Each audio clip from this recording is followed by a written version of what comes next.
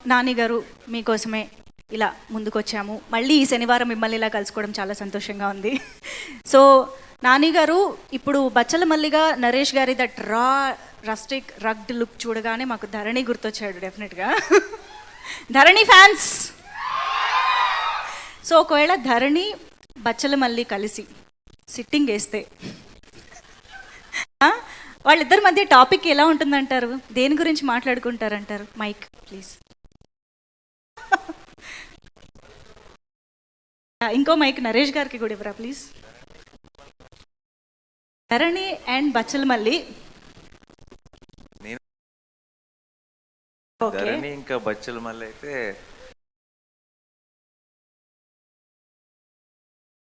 మాట్లాడతాడేమో.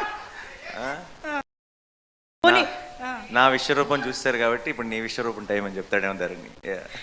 మొత్తానికి ఆ ఉగ్ర రూపము ఆవేశం వీటి గురించే మాట్లాడుకుంటారు అనమాట. ఓకే, ఒకవేళ లేదంటే మా పవ్వ గురించి మాట్లాడతాం. ఓకే, అదే పవ్వగొడుతూ ఇవి మాట్లాడుకుంటారు. ఓకే, సో ఇప్పుడు పోనీ నాని గారు బచ్చల మల్లిని కలిస్తే ఏం చెప్పాలనుకుంటారు? టీజర్ లో చూసారు కదా, రిలీజ్ ముందు కాబట్టి ఆల్ ది బెస్ట్ చెప్పాలి. అబ్బా వావ్. ఓకే సరే, ఇంకొక కామన్ పాయింట్ మాకు కనిపించింది ఏంటంటే మా సరిపోదా శనివారంలోని కోపం సూర్య.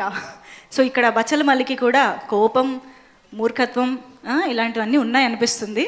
సో మీ ఇద్దరిలో ఆ కామన్ పాయింట్స్ ఉన్నాయి కాబట్టి ఒకవేళ సూర్య అండ్ బచ్చల మల్లి ఫ్రెండ్స్ అయితే వాళ్ళిద్దరి ఫ్రెండ్షిప్ ఎలా ఉంటుందంటారు? ఇద్దరు కోపంగా శనివారమే కలుస్తారు. ఎవరిని కొడతాం, ఎవరిని చెబుతాం. శనివారం వదిలేయాలేమో యాక్చువల్గా ఇద్దరు. అంతేనా? Same answer. అయితే మీరు ఆల్రెడీ టీజర్ చూశారు కాబట్టి బచ్చల మల్లి క్యారెక్టర్ మీకు ఎంత అర్థమైంది, ఎంత నచ్చిందో తెలుసుకోవాలనుకుంటున్నాము.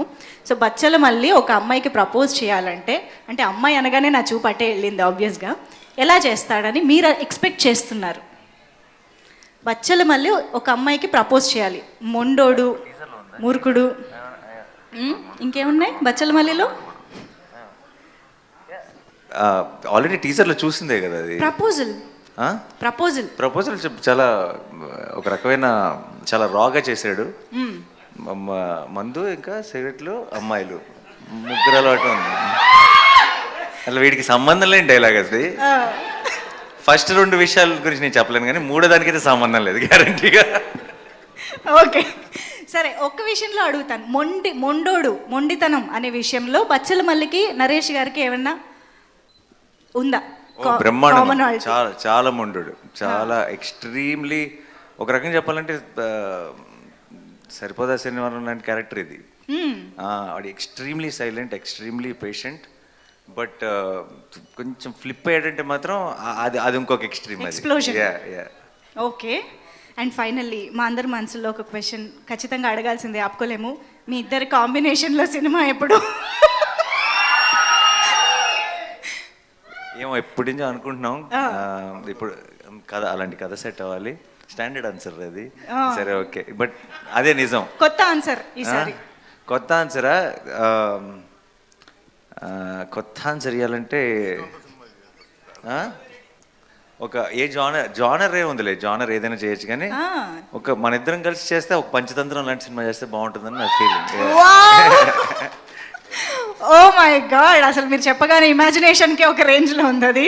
Hope to see that happen soon. Thank you so much. అయితే